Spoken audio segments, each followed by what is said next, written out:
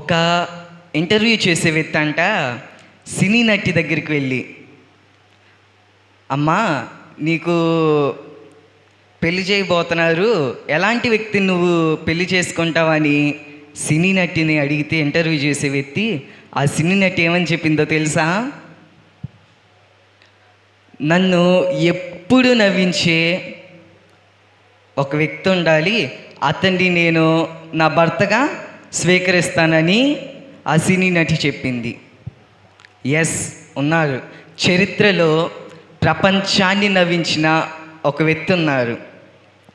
ఆ వ్యక్తి దగ్గరికి వెళ్ళి ఈ ఇంటర్వ్యూ చేసే వ్యక్తి, నీకు బహు ఇష్టమైనది ఏమైనా ఉన్నదా అని ఆ ఇంటర్వ్యూ చేసే వ్యక్తి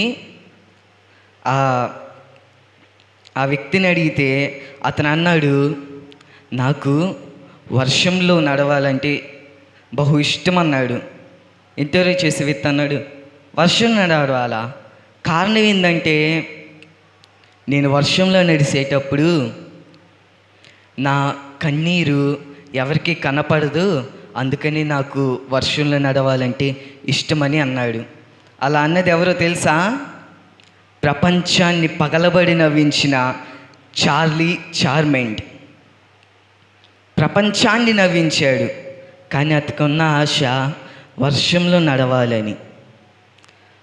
ఆ వర్షంలో నడిచేటప్పుడు అతను అంటున్నాడు, ఆ వర్షంలో నడిచేటప్పుడు నా కన్నీరు ఎవరికి కనిపించదు, నేను ఏడిసేటప్పుడు ఎవరికి తెలియదు, కాబట్టి నేను వర్షంలో నడవాలని ఆశపడుతున్నాను అని అన్నాడు. మరి ఎప్పుడు నవ్వించేవాడు ఆ వ్యక్తి అంటున్నాడు, నవ్వించడంలో సంతోషం ఉంది, కానీ నవ్వే సంతోషం మాత్రం కాదు. బఫూన్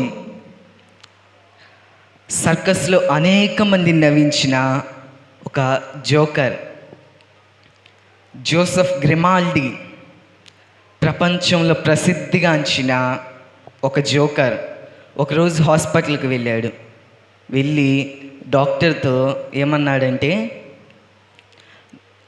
నేను నా జీవితంలో సంతోషం కరువైంది, ఏదైనా సలహా ఉంటే ఇస్తారా డాక్టర్ గారు అని ఆ వ్యక్తి అడిగితే డాక్టర్ ఏమన్నాడు తెలుసా? నువ్వు ఆనందించాలి, సంతోషపడాలంటే హాస్పిటల్ పక్కనే సర్కస్ ఉంది, అక్కడికి వెళ్తే అక్కడ జోసెఫ్ గ్రిమాల్డి అని ఒక జోకర్ ఉంటాడు, ఆ జోకర్ని కలు, అతను ఏం నవ్విస్తాడు అని అన్నాడు. దానికి ఈ వ్యక్తి ఏమన్నాడు తెలుసా? సర్కస్కి వెళ్తే జోసెఫ్ గ్రిమాల్డి నవ్విస్తాడంటే భలే నవ్విస్తాడు, పగలబడేటట్టు నవ్విస్తాడు అని డాక్టర్ అన్నాడు. ఆ వ్యక్తి ఏమంటున్నాడు తెలుసా? ఆ జోసెఫ్ గ్రిమాల్డి ఎవరో కాదండి, నేనే ఆ సర్కస్ నుంచే వచ్చాను, అందరిని నవ్విస్తాను, కానీ నా జీవితంలో మాత్రం సంతోషం లేదు అని అంటున్నాడు. ఎవరన్నారు? Joseph Grimaldi. ఈరోజు చాలామంది నవ్విస్తూ ఉంటారు, కానీ నిజంగా వాళ్ళ జీవితంలో సంతోషం లేదు. నువ్వు సంతోషంగా ఉంటూ నవ్వలేకపోవచ్చు, కానీ పైకి నవ్వుతూ సంతోషంగా ఉండకపోవచ్చు. మనిషికి కావాల్సిన అసలైన సంతోషం ఏమిటి? ఈరోజు మనలో ఎవరైనా ఉన్నారా? నేను సంతోషంగా ఉండాలని కోరుకుంటున్నాను, నా హృదయం సంతోషంతో నిండాలని కోరుకుంటున్నాను.